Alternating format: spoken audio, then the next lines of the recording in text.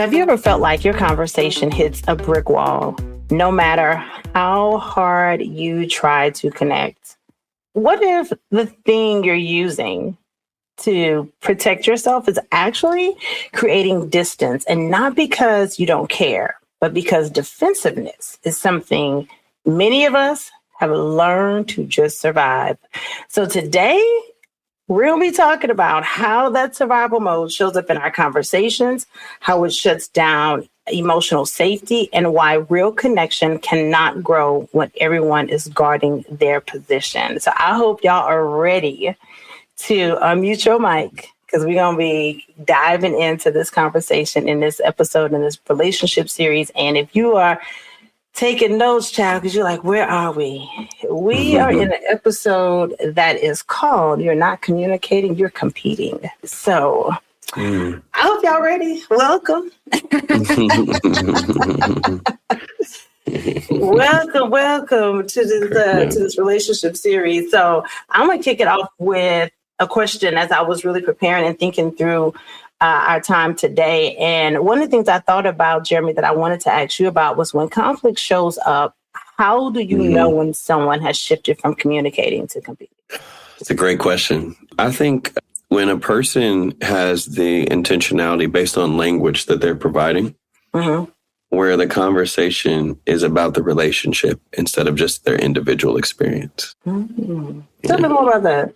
Yeah, so we use different languages when we're no longer fixating what happened to us independently, but we get curious as to what's happening in them. And then we bring both experiences into the conversation. And that's how you know that somebody is communicating with me, is because they're actually valuing the whole experience instead of just their own. And as long as we are always in the conversation and the intention to make sure that we get our independent result met, and if somebody doesn't give it to us, then that gives us the right to abandon, that gives us the right to hold resentment, that gives us the right to manipulate or control, then it always is proof that the intent of the heart is not to actually value the relationship, but it's only to value my experience in the relationship. And I think that's kind of how you're able to discern the difference between the two. So when you're communicating with me and you're telling me how something I did made you feel, and that conversation also justifies, like, but I know you really care about me. So I really want to dive into this just to understand you. So that way, if I do experience hurt, I can feel safe enough to talk it with you, to let you know that your experience of maybe not even knowing that you hurt me is allowed to be talked about. And I value your experience too. What does that look like for us to figure this out together? That's communication. But if it's like, you hurt me, I can't believe you did this to me, I'm so sick and tired of, and then these languages go to always, never, all the time, you know, it becomes everything is extreme. That usually tells me that this person is in an experience of woundedness or conflict, where the other person is not in a state of equality, of equity, or mutuality. It's me, myself, and I. And until you give me the resolve I want, I'm going to build a wall. It's so interesting, because as you were talking about that, I started thinking about like my own journey in like communication, and especially when I'm upset. You know, because listen, now back in the day, your girl was trying to win. Okay, we just gonna tell the truth, ashamed of the devil child. I was gonna have evidence documented because I felt like we're not gonna just keep playing in my face, okay? So my communicating would be like, I done let it go too long. Like I was real bad about like sitting on stuff, like stewing on stuff for too long. And you know how when you let stuff go for too long, and then you finally say something to somebody, it really don't come out the way you really wanted it to come out. 1000%. Really trashy. Mine used to be very trashy. Now, listen, God has put me from my long way, saints. For real though. But it wasn't always like that. And when I think about like us being in relationships and communication is so critical to the relationship. You know, people say communication is key. And And I always joke and say, well, communication is key. Why are you always locked up? Mm-hmm. Communication is key.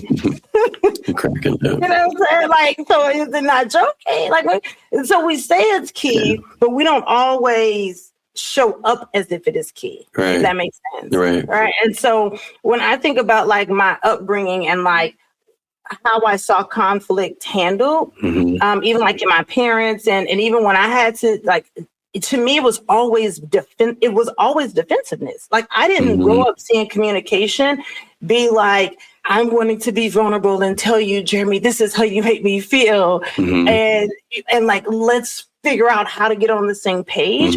It was really more about like proving the point that you screwed up and I didn't like it and you've been playing them up. So it was always very aggressive. And so because I saw communication as always like, especially when it was going to be one of those conversations where I know you weren't going to like what I had to say. I was always prepared to fight because that's how I saw it. I never really witnessed this like healthy, like blah, like the way I am today.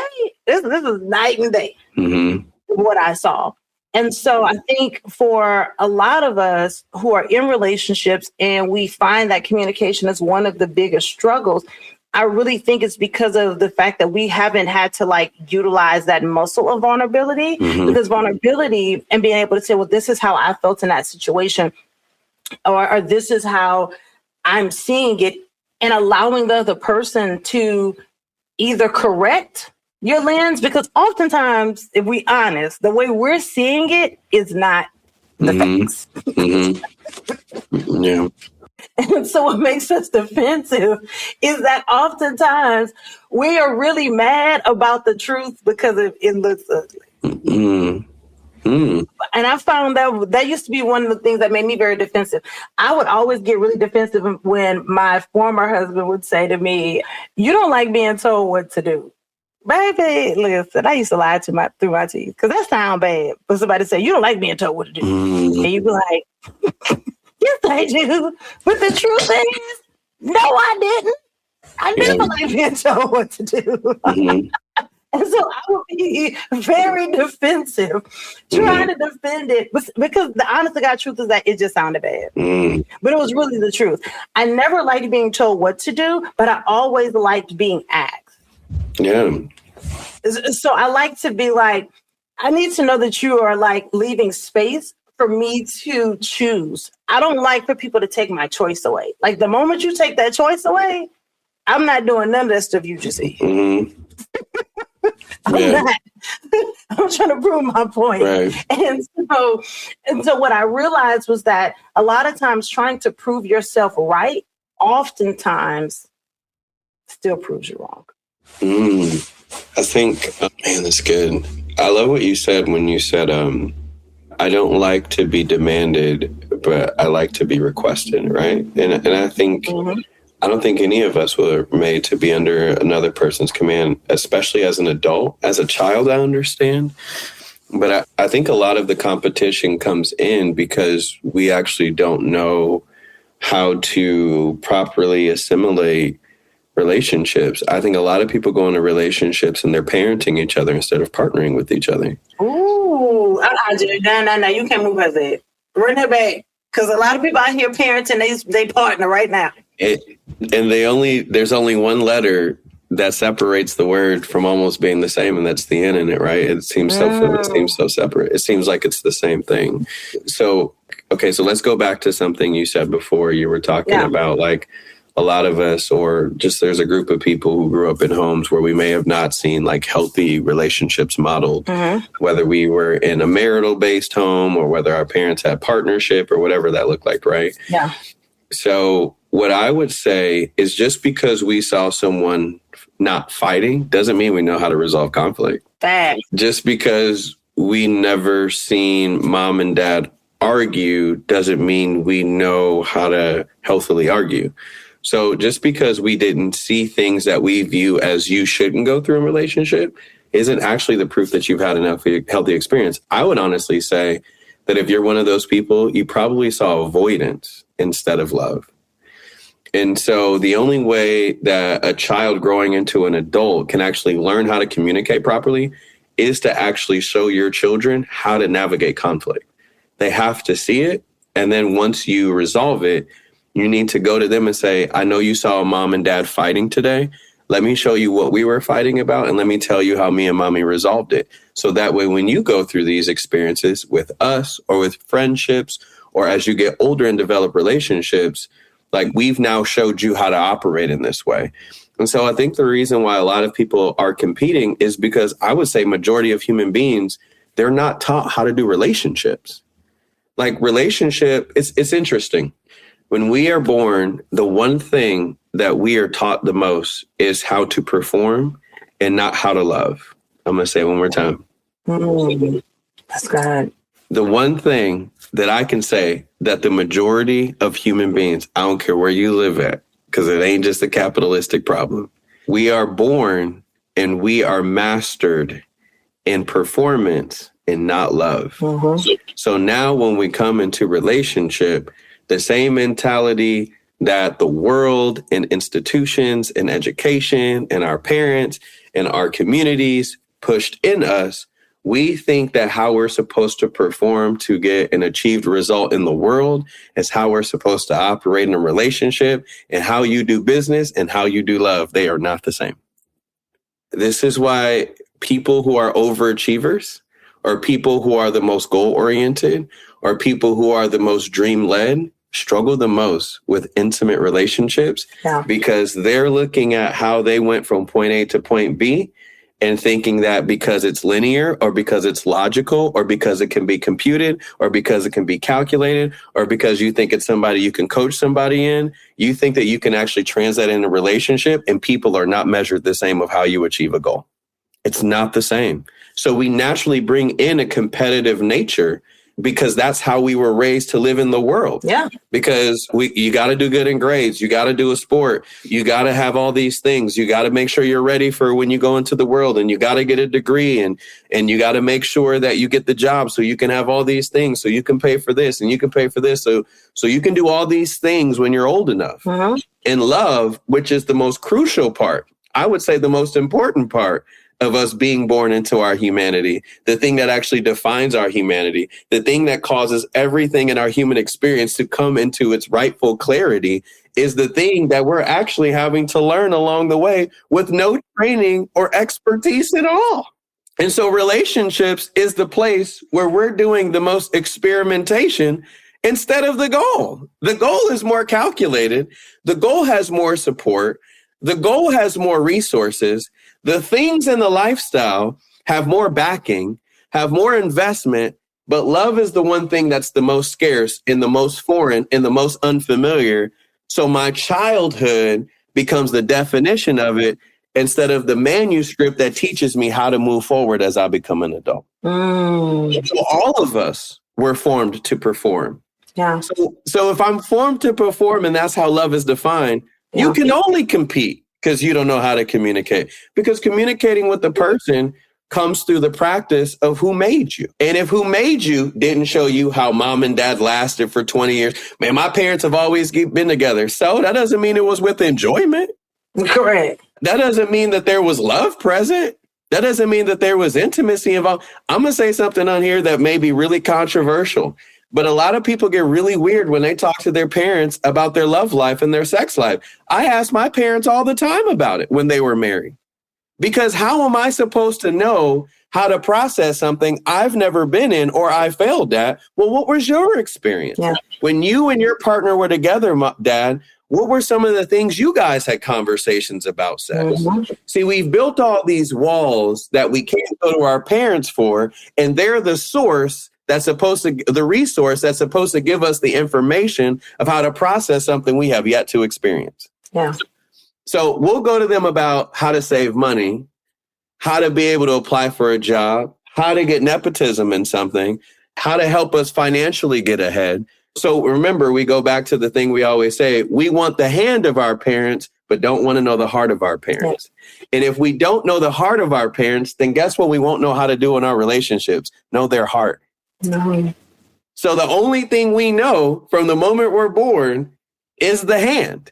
And as soon as you can give me, and then you don't, we're in competition. Yeah.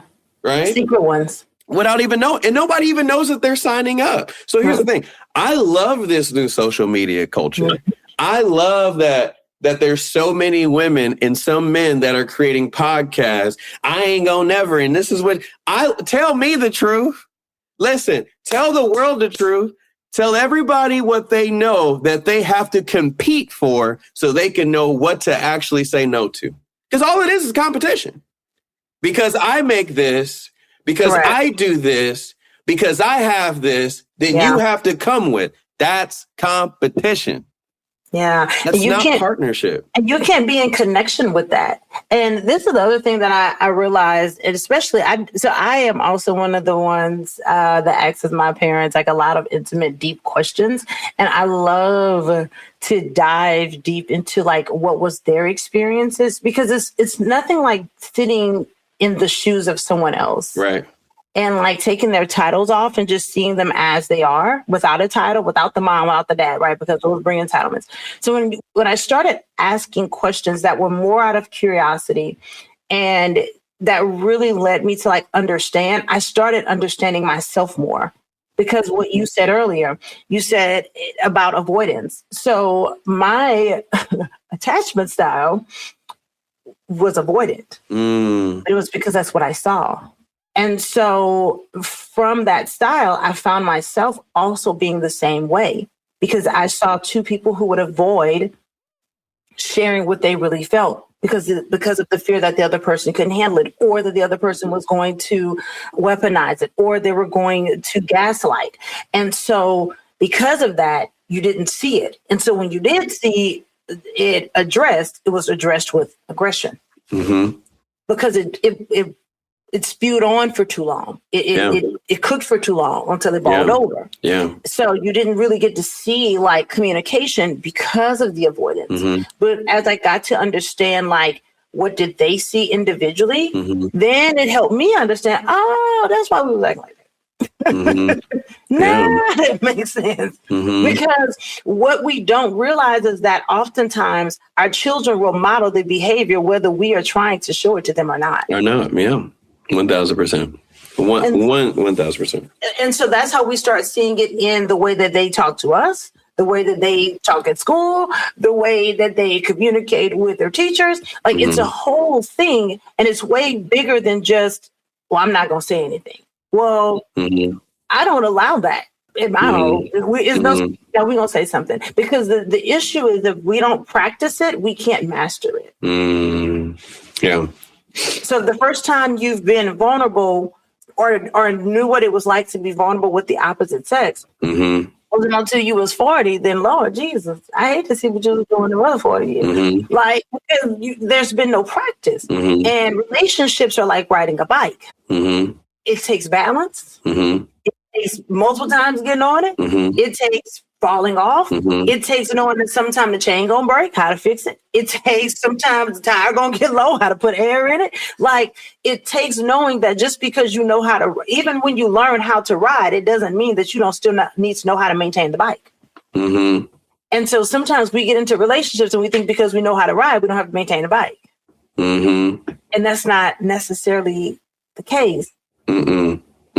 At all. And so I see a lot of times couples get into, these relationships. And it was crazy because I was thinking about this earlier, Jeremy, and we were talking earlier about like the foundation of friendship and relationships.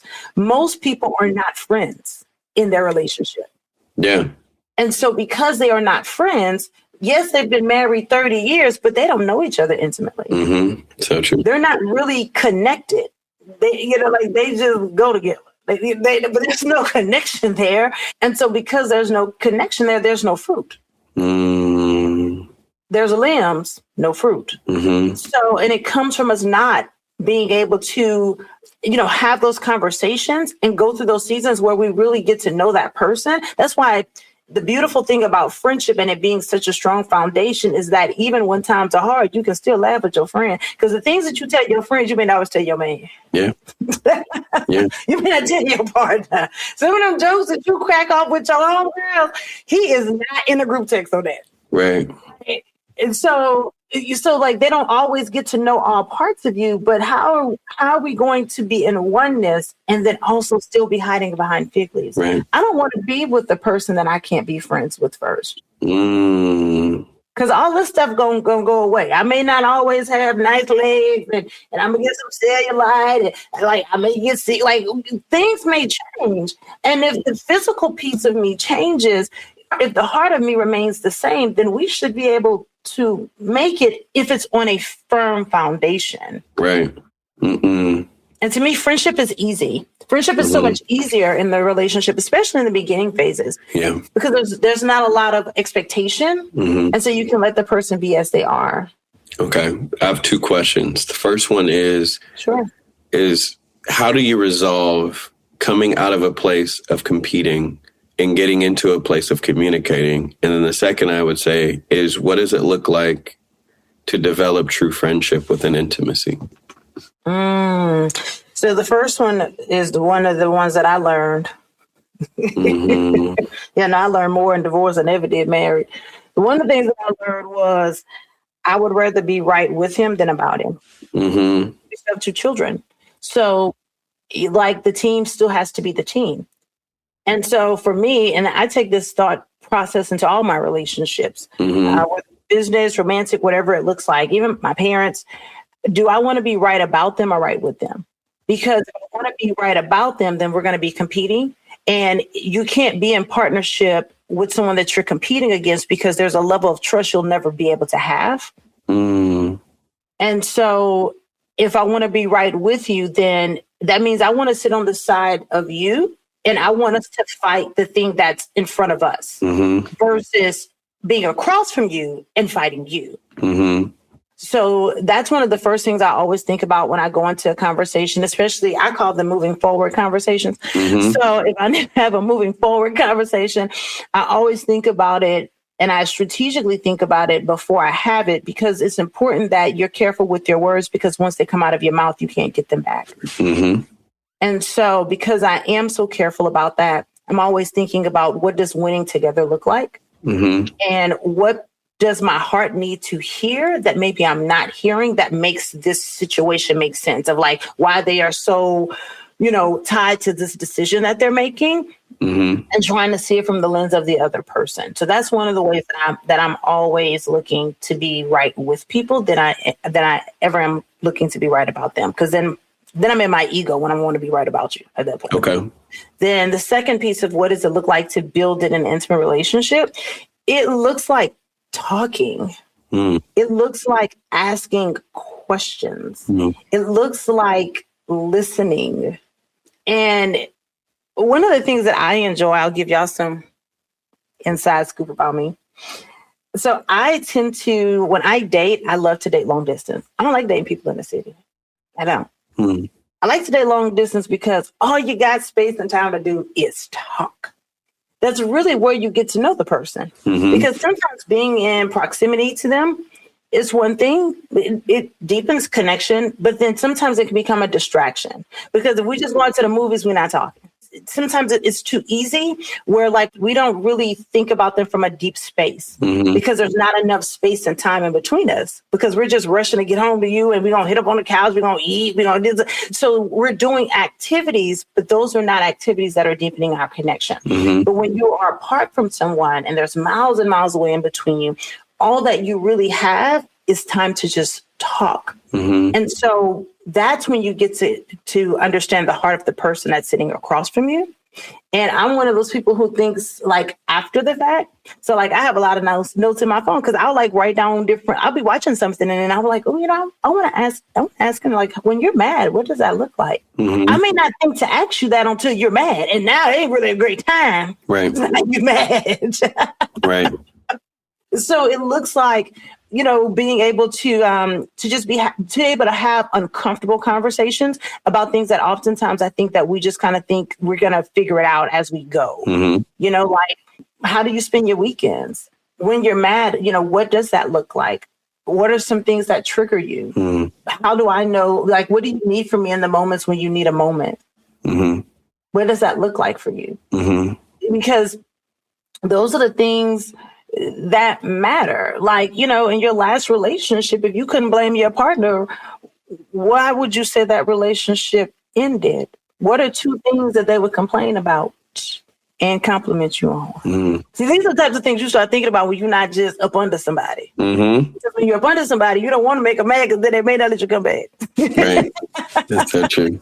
But when you have space and time, it gives you that time to really like get to know that person. And I'll be honest, I feel like I know that person probably better than the people that they hang out with. It's what I would prefer, because that's when you really get to the heart of that person. Okay. Those are some gems. Man, you know, I would say that the response to both of them is to go to the Father and ask him how he sees the person. Because as much as we may think we know someone, I think it can become an idealistic trait if we depend more on our knowledge of a person more than God's knowledge of them. Facts. And I think when we have a normalcy to getting curious with God about someone and asking God, well, God, how do you love them? Yeah. If you know them, what truly makes them feel loved? And when they exhibit this type of behavior, what is their heart really saying? And so when I start communicating with God about the person, God starts communicating with me about the person. And then now I'm communicating with the person based on what I know about the person because God has shared his knowledge. And then now I see the person not as I see them, but as God sees them. Yeah.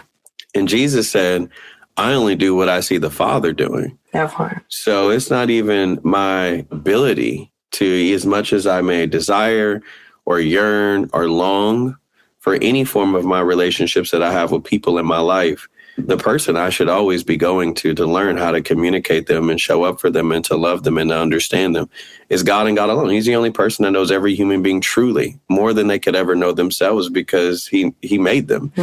And so I think when you operate in that space, now it creates friendship, because the difference between romance and friendship, romance is if you betray me, we have to see how we continue to move forward in this romantic ordeal. Friendship is one of the one places where if you betray me, we still have a higher chance of remaining together, because the thought of betrayal is so different. Yeah. We measure it so differently in friends. What feels like betrayal in romance doesn't feel like betrayal in friendship. Right. And so I think like what friendship looks like to me, when people can go from competing to truly communicating, is when you realize this is a space where all of you can come wounded and broken and you won't be rejected or abandoned. Yeah. Because romance, I need some level of health to walk with you in that agreement. But friendship, I don't need it. Right? I really don't need it. And truly, if you're really walking in dependency with the Lord, you really don't need it from another partner. But it is going to have a toll, though. But in friendship is different. Like, people always say, I only hang out with like-minded people that wants to grow, that wants to do that. I would say, man, you are missing out on really beautiful relationships with people who are complacent, with people who are content, with people who don't want no dream, with people who want to make no more money, who don't want to go to the gym, who don't want to eat better. Just because people don't have those aspects that you're chasing after doesn't mean that they're less of a good friend. Yeah. I would say that most of my friends that I have the most healthiest and best relationships, and the people I listen to the most, are some of the most stagnated people in areas of their life. Man, like, I can talk to my siblings about things that they've struggled with the most, but because they've gone through really hard stuff, they don't judge me. Yeah. And when you got stuff, when you hang out with people who have been struggling for a lot of things in their life and they still haven't come out of it, a lot of those people are very gracious, more than people who are always growing. Because if you don't get to that due date of where they think your elevation should be, your relationship is always in a space of being expired. Yeah. So I think like when we really come to the point of not like Man, I think we also we compete in communication and relationships because I really just think that we are too in love with ourselves. Mm. I really think this self-actualized culture and this self-actualized generation is the reason why there's so much isolation, so much disconnection. Everybody's afraid of getting hurt. Everybody's protecting their peace. And everybody's so content with being by themselves is because they've idolized themselves. And they look at the world and everything should be catered to their experience and how they feel and what they think and how their life should look like and what they shouldn't lose and how they shouldn't go through hard things anymore because they came out of it. And they think that life should cater to them because they've gone through things. And I would say that that stands in the way of people really getting down and communicating from an intimate space when you're not obsessed with yourself in a form of idolatry. I think self-idolatry really stands in the way. Because here's the thing, when I look back at my past, Lauren, and I see that God has delivered me from everything, what does being in conflict with you, what could it do to me? Yeah. I've already overcome harder things than being in conflict with you. This really isn't that hard. Is it uncomfortable? Maybe. Does it exhaust me? Probably. Do I not want to deal with this? Probably not. But that doesn't mean that that this is bringing so much weakness into my life. When I look back and I realize I've overcome way harder things. And so I think when we actually look at the strength in our life of when we actually look back and remember how good God has been to us, man, going through conflict is not as scary, and we don't have to try to psychoanalyze everything, and we can naturalize and make it an organic experience to be in conflict with people and still be in communication without the fear of this person's going to steal my peace. Can't nobody take God away from you. You can't defend God. Peace is not your life not having bad things happen to you or making sure that everything's going great or because your savings account finally hit the goal you got or you finally got the job you always prayed for or because your earthly life is finally the way that you always envisioned it. There is nothing in scripture that confirms that that is what peace is. I would say that that's the opposite. You're experiencing happiness. You're experiencing contentment. That is not peace. Peace has nothing to do with your earthly life being satisfied. It has nothing to do with it. So you can't protect it because peace is a person. The Bible calls Jesus the Prince of Peace. Peace is a person. So how are you going to defend God? We would. What? And that's the lie that we tell ourselves that causes competition to happen in communication. Well, this person ain't going to take me away from God. Well, I thought the scripture said that nothing can pluck you out of his hand. So what are you so afraid of having confrontation? Yeah. Did not the apostles have confrontation? Did not you see Paul constantly in confrontation? But it did not mean that love was absent. Mm-mm. So we think that if any type of trigger or any type of thing happens to us where it takes us out of our therapeutic state, where if my body feels so uncomfortable or my nervous system gets to decide what love is, these are all the things we're deciding upon, which is absolutely ludicrous of what love should be and wonder why we're competing. Yeah. Your body has death in it. Why are you trusting something that's going to die to tell you about what cannot give you life? I can't trust it. And my body didn't make me. It's not my author or creator. My body doesn't know everything about me. My body is just as fleeting as my emotion. What happened to me in my childhood, my body's like, danger, danger, danger, as a 38-year-old, and I'm not in danger. I shouldn't trust that. I should not trust that. We are too busy trying to regulate from an idolatry sense of what's happening to me is the God of me, that I have to worship everything happening in my body and my emotions. And when things get hard and when I get anxious and when I get depressed, and we're so obsessed with our human experience that we can't even have human interaction. And I'm telling you, all these great therapeutic practices are cool when you have God in you. Yeah. But if you ain't dependent upon God to be the strength of your life, and if the presence of God in you does not surpass the human experience you're having with you, I promise you, you're always going to feel like something is out to get you, and you can never communicate if you are always in an offensive state. You can't do it. The Bible says the heart grows cold when we walk in offense. Well, guess what happens if I'm always defending my heart? It's cold. You know what happens with a warm heart? I can lay it open because it's always heat, baby. It's always got fire on it. I ain't got to worry about what happened to me. I can wear my heart on my sleeve. I can wear my heart under my shirt. I can put my heart anywhere. You want to know why? Because God is stoking his flame upon it. God is blowing his life upon it. He's reminding me of how cared I am. He's reminding me that, Jared, let me actually tell you what's happening with this person. This person is not trying to harm you. Thank you, God, because my body told me opposite. Thank you, God.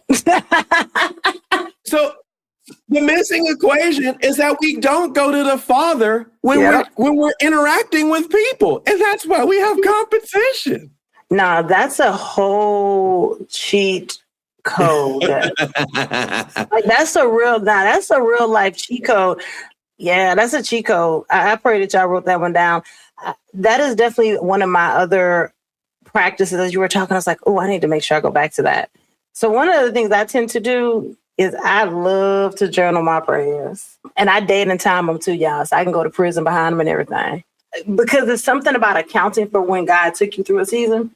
Mm-hmm. It's something about accounting for like when you went to God about a person. And I am quick to go to God about everything. Mm-hmm. But especially when I have to, like, when I'm trying to understand something or I'm upset or I need to have a conversation.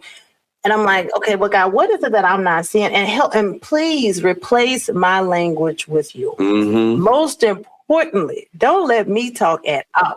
Okay, because this could go awry. So, like, give me your language, because I know that when you give me your language, that's going to speak to the heart of man because you know the heart. So teach me how to talk like that. And I will say that has been one of the things that over the years has made my relationship so much better, is me being able to let God teach me how to talk to them. Like me bring that frustration that I may be feeling and experiencing in that moment to him, and let him feel the first feeling of whatever it is I'm feeling, and get it off me there. Because then I'm like, okay, so what is it then? And he's like, okay, I'm glad that you asked. Let's go. Let's just go over here to just 2 Corinthians. Listen. And had a conversation about how you're actually supposed to have a confrontation, because confrontation is just the ability to confront the truth. And when we confront the truth, now we can walk in liberty. Now we can walk in love. Now we can put our devices down and we can see things from a very clear space, because when things are cloudy, then that means the next move is not clear. People are frustrated in cloudy movements. And God has not given us that spirit of fear. He's also not the author of confusion. So that means he doesn't write it. So when he gives us clarity, then with that clarity comes his peace. So then you're able to make a decision or have a conversation that could have gone 10 times to the left because you got right with God first. And then you went to that person. Because there's been moments I know when I went to God first about something that I felt like I was about to feel the kind of way about. And then he gives me some words that I know good and well I've never spoken like that in my life, so I know it wasn't me. And then the response that I get, I feel like, oh, this was really good. I'm glad I didn't write this. Yeah. Makes a difference. So it's like as I'm commonly starting to say on every podcast, if you're like a first time listener, I just want to let you know that the heart of every episode is to reveal the root of something that's standing in the way of whatever it is that we're discussing from our human experiences and what we're trying to discern about life, and to reveal the root so that we can take an axe to it. We can be like other podcasts, and me and you can talk about all the symptoms of these things and talk about right and wrong and use our experiences and our collegiate whatever background or how great we are in our gift. If we don't have the ethic of revealing God and having God reveal what is standing in the way, we have profited nothing for the time that we have wasted on these podcasts to give to y'all. Because we ain't going to topic y'all to death. We're not going to draw a line in the sand about man against woman or dating against friendship. Every form of relationship is equally imperative to the other. I'm sure a lot of people want to talk about marriage, and I like talking about marriage. But man, what good is it to have a great spouse and a great family, but you're not close to your siblings or your parents, and you'll never get new ones again? Yeah. Like, that's why you don't hear me lead into it a lot. Or like, so many people are truly alone because they don't know how to value or understand what healthy relationships are with their friends. They don't know what it's like to like have people who disagree with you, and that's a good thing. And who challenge you about how you operate in a thing. Yeah. So like when we get into these topics, I get really excited, Lauren, because I'm like, man, this may be the first time someone may be listening to them actually hearing the true resolve for their struggle. And when you go to God, and I'm not talking about religion, and if y'all notice, I don't even send y'all scriptures. I'm just talking about going to God in your nakedness without even understanding or knowing anything in the Bible and say, God, I tell you, man, this thing is a thorn in my side. And I realize you're the only one that can pull it out. What does that look like for you to do so? Just start there. Because all of these, what the world and what the enemy in the world is, he is like speeding everything up. And he is trying to bring everything in the world with just one click away, one dream away, one decision away, one opportunity away, one person away. We think that if we get this thing, then all of life is found in it. And I'm here to tell y'all it's a lie. Yes. I don't care how successful you get. I don't care how many followers you get. I don't care how many great people you have in your community. I don't care if you finally got the person you prayed for. I don't care if you got the children you never thought you were going to have, the house. None of those things can satisfy the human heart. The only thing that God put as a failsafe to satisfy the human heart was him and him alone. And you can do all the therapeutic practices you want. You can read a phenomenal psychological book. Yeah.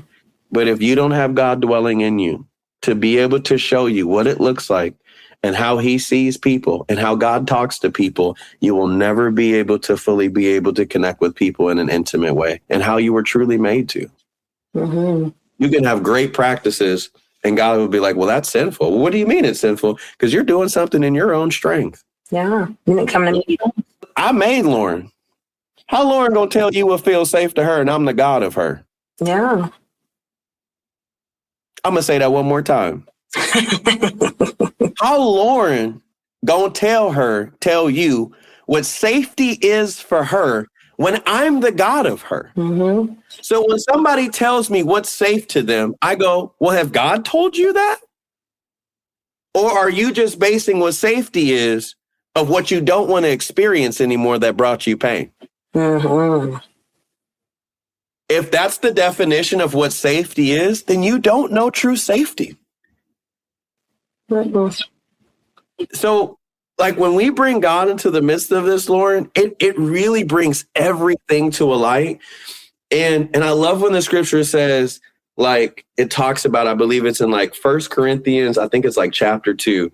And this is why it says, only by the power of the cross. This is why we say we can only boast in the Lord alone. Yeah. And we are a generation that loves to boast about how therapeutic we can be in our practices. And we've made idols out of ourselves. I don't care if you've been to therapy. Therapy can't reveal God to you. I'm sorry.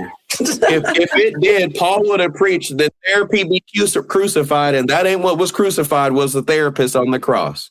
Even though God operates as a counselor, he was revealing something far much more deeper than therapy. I think therapy is great, but if you don't have God as your life giver, if you don't have God as the love of your life, you can go to all the therapy you want. You're just going to have tied broken pieces together, but you'll never fully be healed. Yeah. And you know what's so interesting? I love what you shared about our podcast and us bringing God into it all. And the other part too is this: oftentimes we'll think we'll think the marriage is great based on our experience. But if you just get a 360 feedback and get some reviews on that, it's probably not as great as you think it is, because oftentimes the relationships that we avoid making peace with, that same energy flows into that other relationship. Like, it doesn't go away. It wasn't until I went back to my Heavenly Father and healed that relationship in the way that I saw God and was navigating that relationship with him. Then I had to go into the relationship with my human father and work on that relationship and heal that relationship with him. And that is still a journey, right? Healing, I would say healing is a journey. It's not a destination, because I think people think there's going to be like a final arrival. And so, because as we grow, things shift and change. So it can't be a final destination. And so then I had to work on that relationship. Every relationship that I thought really wasn't that important when I was in a marriage or a romantic relationship was honestly the issues that I was having in that relationship mirrored the ones I had prior to. So it doesn't go away.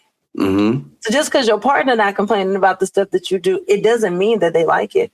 It doesn't mean that it doesn't mean that they don't see that really you need to heal that relationship with your mother, because the reason we keep having these same arguments is because you're really arguing with your mother. You're not even arguing with me. And you're hearing things that I didn't even say. And you're replying from that because you still have a defensiveness with that person. So that is us even trying to, skip steps in the process. It always affects the final product. And the first person is always with God. That's the cheat code. Listen, I don't know how people trying to operate in relationships without it. I mean, you can carry that burden if you want to, but listen, I'm a person where I like things easy. I like as least amount of responsibility and duty and weight. I really believe that when God came to give us rest, I take it very seriously. I don't enjoy laboring. When people say you need to put in the work, I'm like, God already did. Like, I really like free. So I take God at his word, and especially in relationships. And you know what that does for me, Lauren? When I can always discern when somebody's bringing me into the labor of a relationship based on things that they request or demand from me that don't come from a place of rest. Rest has a language. Yeah. Go ahead and get up earlier than me, and you'd already gone about your day trying to fulfill your task, and talk to me and see how we sound different in a conversation. Hello. We're in relationships and everybody's laboring. Yeah.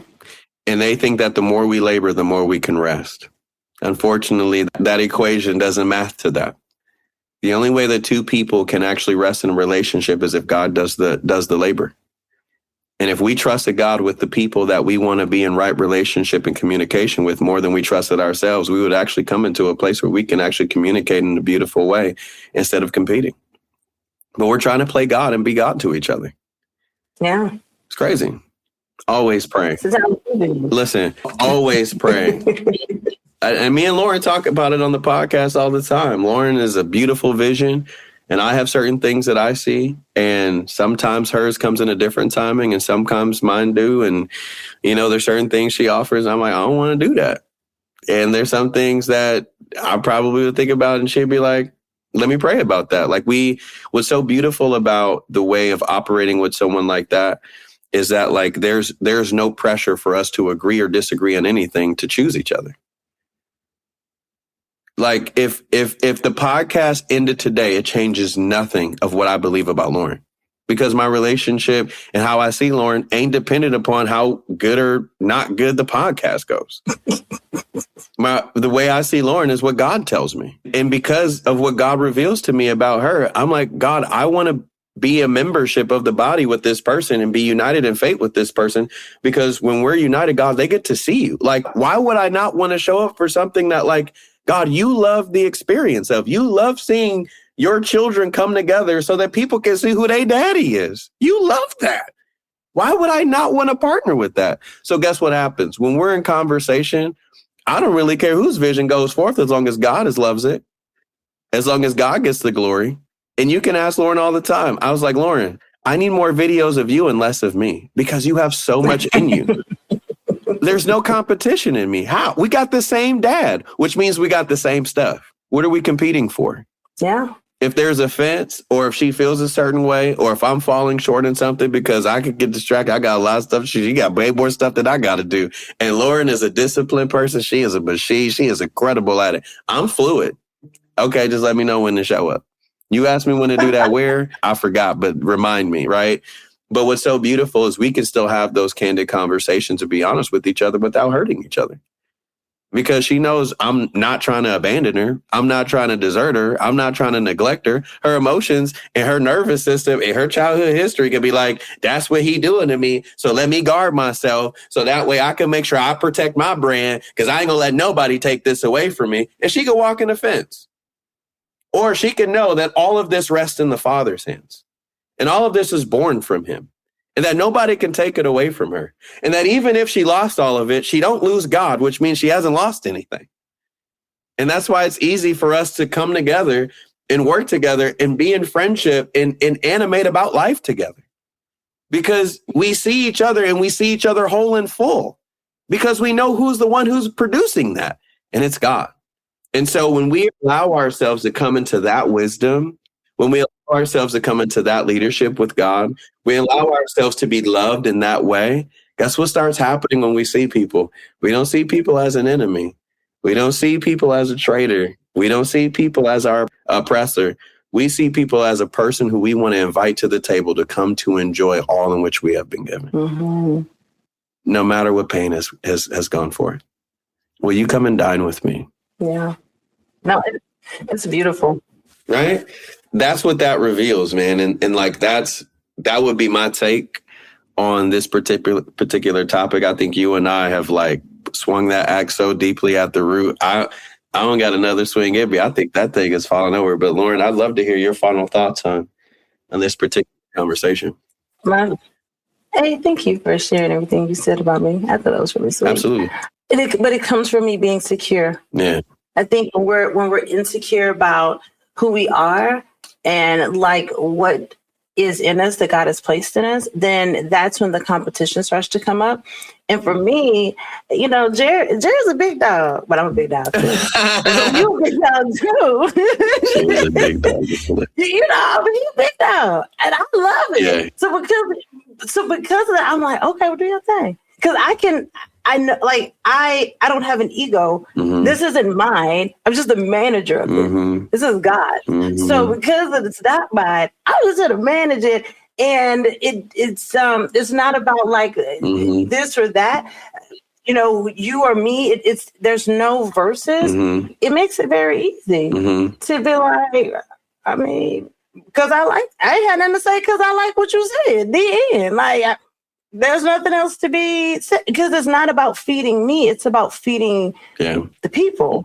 And like when we're trying to serve ourselves first and the people last, and we're already out of order in the way that we're showing up. And so that is something that's like extremely important to me. Mm-hmm. And helping people to be able to deepen that connection with God, with themselves and with their partners is super important, because you're better together. And it doesn't matter what that looks like. In whatever relationship, friendship that looks like, where people are there, if you are in connection with others, then you can last longer. Easily. You can go farther. For sure. Like, you can't go as far by yourself as you can with a team. You cannot. And so this whole idea of us like having this, this lonely island mentality and this cutoff energy mentality, and we can get somebody else off Facebook tomorrow and mentality, like. Bro. So it's just spirit of feelings. Everybody intellectualizing, and all it is offense. Yeah. You have the wisdom of offense. Isn't that crazy? That's how scary it is. The Bible said in the last days there will be many of those who walk away from their faith because of the blindness. You can't even see that all these things you're inundating, what you think is therapizing your life, is just the wisdom of offense. Yeah. How can I look and gauge who's going to hurt me so I can be prepared? That is not how you walk in love. No. That is not the wisdom of love. And listen, I love y'all, man. And the same thing that Jesus said is like, God, I told them everything you told me to say. I don't get on this podcast and like, I don't give y'all 2%. I'm going to give y'all everything that God talks to me about. He's like, Jared, that wisdom don't come from me. It may feel good. And I tried it on. And can I tell you, when I tried it on, Lauren, when I got into politics and I was like, this is the way it's supposed to be, and this is what justice looks like filled out in the world, my heart was filled with resentment, and I was competing in conversation. I was not listening to people. I was trying to prove to people how what I believed and what my way was right. And it caused a lot of contention in relationships. People who I know love me. And I was offended by how could they not see what I see? How could they vote for this person? And how could they move this way? And how could they move that way? And how could they say this about that group? And I realized I was walking in offense, thinking I walked in a wisdom. And I started looking at Jesus, and I started realizing that every single person that I thought I was in opposition with was somebody he was caring for. Because even when you don't like them, God love them. He's like, well, it's still my child. And not just God love them, God likes them. Yes. In my opinion about my neighbor has nothing to do with my experience. It has to do with his experience. Remember, I don't do what I see myself doing. No. I don't do what I see everybody else doing. I only do what I see the Father doing. Do you know what it was like for Jesus to be able to pull them tables, angry at them people in the synagogue? But them same people he turned them tables over, he was in love with them. Yeah. Do you know what it's like to be able to walk with those people for 3 years and reveal yourself and gave every unimaginable divine revelation, knowing that they couldn't understand it because they didn't have your spirit yet to do it, knowing that you was just talking to a wall, and knowing that at a time where you wish you would have needed them most, you knew that they would walk away from you, and yet you still chose them. Mm-hmm. We say we know what God's love is like until we start actually interacting with people. And the love of God don't come out of us. That's how I know we still don't know it yet. And the Bible says, how can you say you love God whom you haven't seen and hate your brother whom you have? For the love of God is not in you. Listen, we are in a time. I love this podcast. When I say unmute your mic, I understand it down 2026 more than I did in 2025. And this year, God is coming for the root of every wisdom and every belief that has not come from him, because he loves us so much that he wants us to know what is really true. And he's the only one who can tell us. There's nobody else. Mm-mm. Mm-mm. So, Lauren, I won't compete with you. I could never compete with you because everything we have comes from the same person. And that gives me a peace to be able to walk with you, that even when conflict or confrontation or disagreement or pain or hurt or sadness shows up, it does not change what I believe about you, because none of those circumstances is actually God. They're just circumstances. So when I'm mad with you, I'll still always be mad about you. I didn't mean to go hard like that. I apologize, but I don't. You know what I'm saying?